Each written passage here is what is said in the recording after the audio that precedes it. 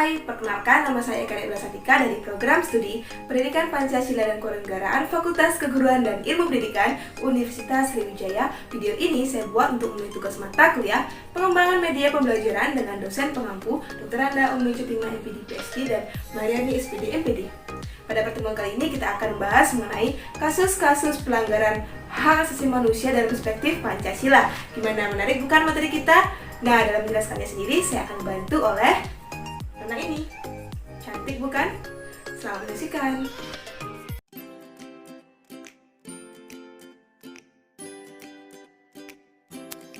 Kompetensi dasar 3.1 menganalisis berbagai kasus pelanggaran hak asasi manusia secara argumentatif dan saling keterhubungan antara aspek ideal, instrumental, dan praksis sila-sila Pancasila.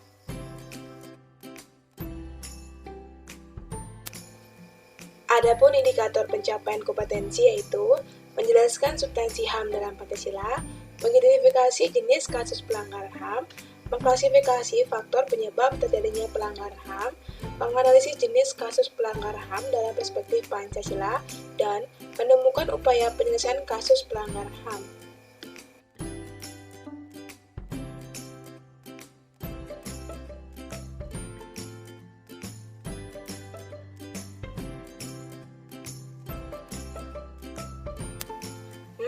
Kira-kira apa ya yang akan kita bahas pada pertemuan kali ini?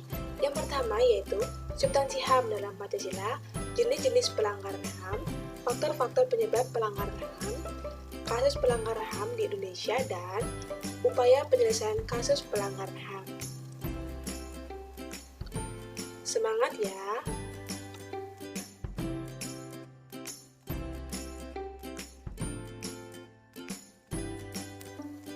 Kalian masih ingat gak sih apa yang dimaksud dengan HAM itu?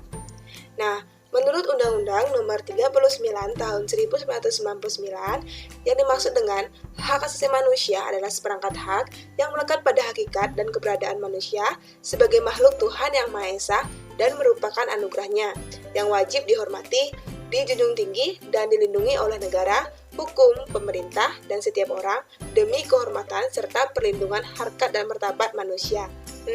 Jadi, apakah kalian sudah menghormati hak asasi orang lain? Sepertinya sudah ya. Nah, itu tadi pengertian tentang HAM. Selanjutnya, kita akan bahas mengenai substansi HAM dalam Pancasila. Ada 3 substansi HAM dalam Pancasila, yaitu yang pertama, HAM dalam nilai ideal sila-sila Pancasila, yang merupakan nilai-nilai dasar kelima sila-sila Pancasila.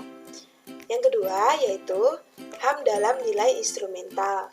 Ini merupakan penjabaran lebih khusus dari nilai-nilai dasar tadi. Contohnya, TAP MPR nomor 17 tahun 1998 tentang HAM yang di dalamnya memuat piagam HAM Indonesia.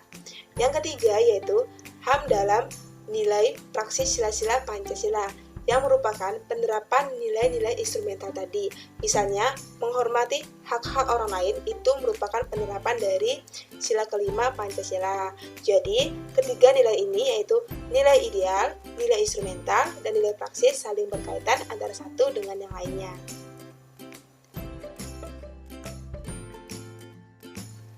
Tahukah kalian, menurut Undang-Undang Nomor 26 Tahun 2000 tentang Pengadilan HAM, terdapat 2 jenis pelanggaran HAM berat yang ada di Indonesia.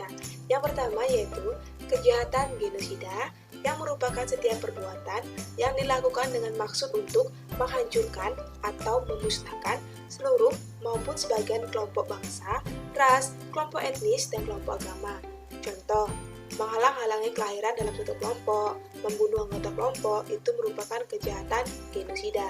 Yang kedua yaitu kejahatan terhadap kemanusiaan, yang merupakan suatu perbuatan yang dilakukan sebagai bagian dari serangan yang meluas atau sistematik, yang diketahui bahwa serangan tersebut ditunjukkan secara langsung terhadap penduduk sipil, misalnya pembunuhan, perbudakan, kekerasan seksual, dan hal-hal lainnya yang menyangkut tentang kejahatan kemanusiaan. Apakah kalian mengenal siapa wanita ini? Ya, benar sekali. Ini merupakan salah satu pendemo yang terbunuh saat terjadinya kudeta di Myanmar. Nah, menurut kalian, termasuk ke dalam jenis manakah pelanggaran HAM ini?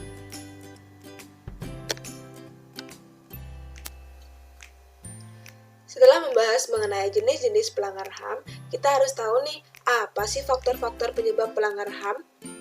Yang pertama yaitu faktor internal, yang merupakan faktor yang timbul dari diri kita sendiri.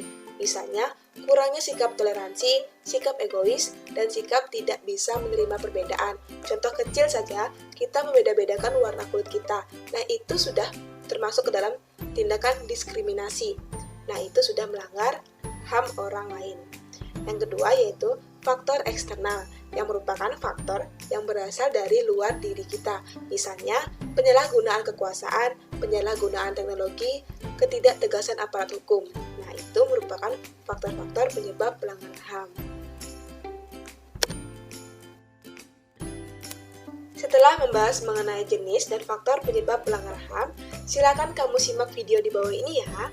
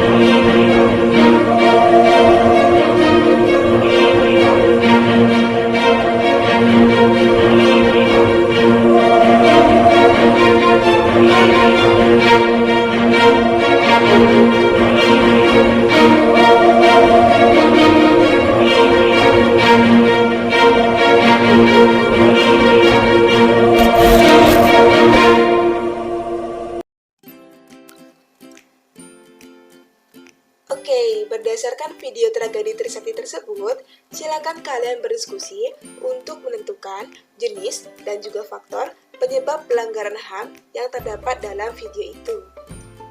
Jawaban, silakan kalian tulis di kolom komentar atau secara langsung.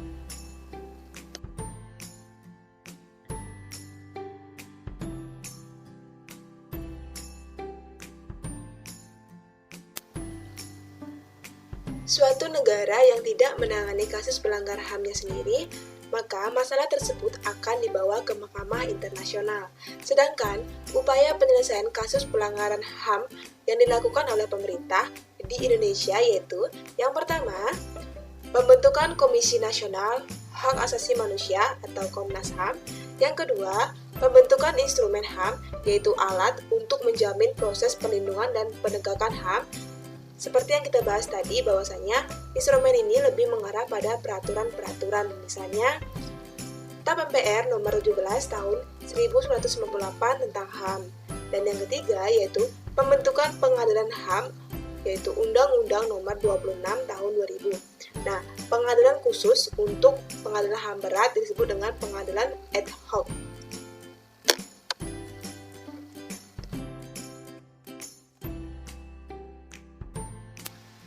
Adapun upaya lainnya yang digunakan untuk menangani kasus pelanggaran HAM yaitu yang pertama, supremasi hukum dan demokrasi harus ditegakkan. Yang kedua, meningkatkan kualitas pelayanan publik. Yang ketiga, meningkatkan pengawasan masyarakat dan lembaga-lembaga politik.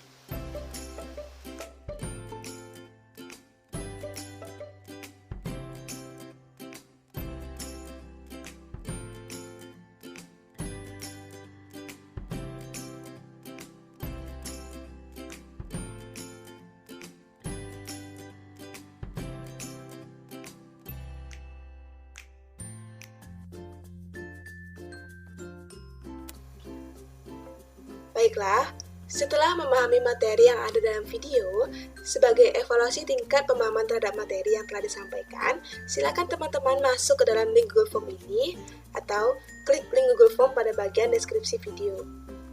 Terima kasih.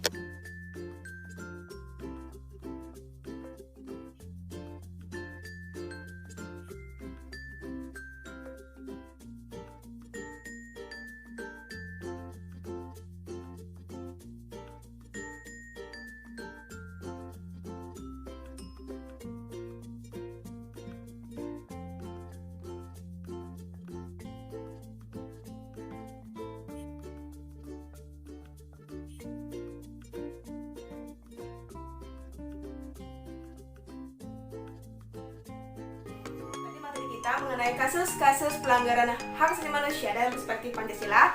Selanjutnya, silakan kalian kerjakan tugas yang sudah diberikan dan akan kita bahas pada pertemuan berikutnya. Semangat! See you!